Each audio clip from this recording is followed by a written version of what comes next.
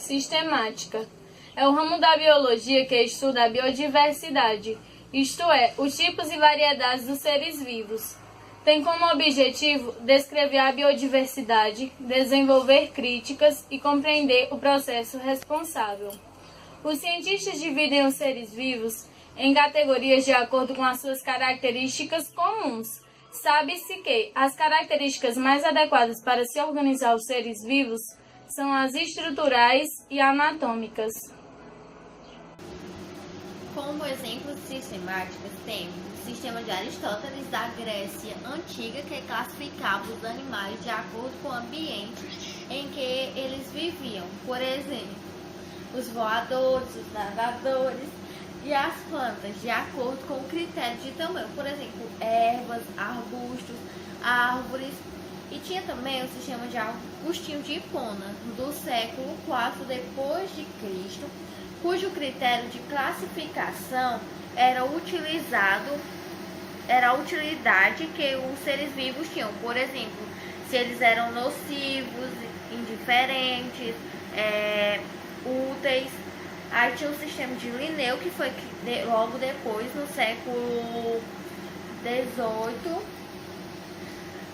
cujo critério era baseado em, por exemplo, em anatomias dos seres vivos.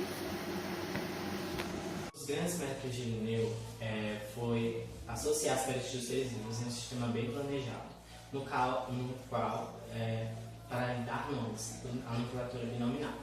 A nomenclatura binominal exige que o nome científico seja formado por duas palavras, um nome genérico e um nome específico. Por exemplo, cânions familiares. Cânions é o nome genérico, se refere ao gênero, e familiares é o nome específico, que se refere à espécie.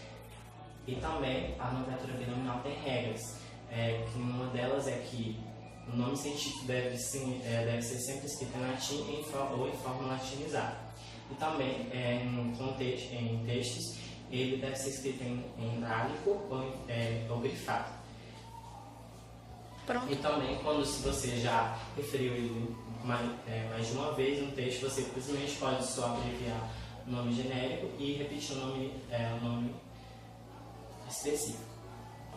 A taxonomia é a forma pela qual a sistemática apresenta seus resultados. É um sistema que organiza os seres vivos em categorias hierárquicas e atribui nomes específicos a eles.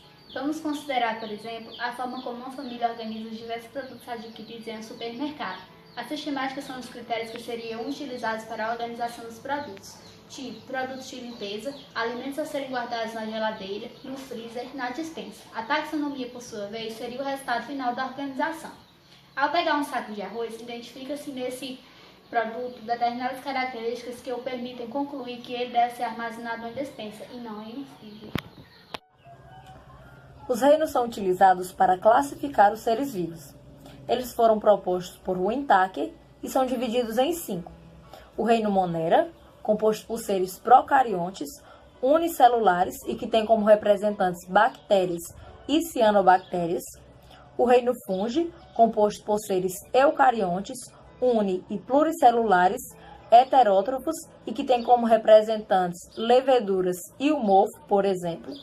O reino Plantae, com células revestidas pela membrana celulose, composto por seres autótrofos, eucariontes, pluricelulares e que tem como representantes os pinheiros e os ipês, por exemplo. O reino Animalia, composto por seres multicelulares, eucariontes, heterótrofos e que tem como representantes o homem e as águas vivas, por exemplo. E o reino Protista, composto por seres uni- e pluricelulares, eucariontes, autótrofos e heterótrofos e que tem como representantes as algas e os protozoários, por exemplo. O que são árvores filogenéticas? São diagramas que organizam e relacionam os seres vivos de acordo com o parentesco evolutivo entre eles. Atualmente, há 2 métodos principais em sistemática, que é a fenética e a filogenética. A fenética é a classificação baseada no número de características morfológicas entre os seres vivos, mesmo que isso não reflita a história de um grupo, também chamada taxonomia numérica. A filogenética é a classificação baseada nas relações de parentesco e história evolutiva.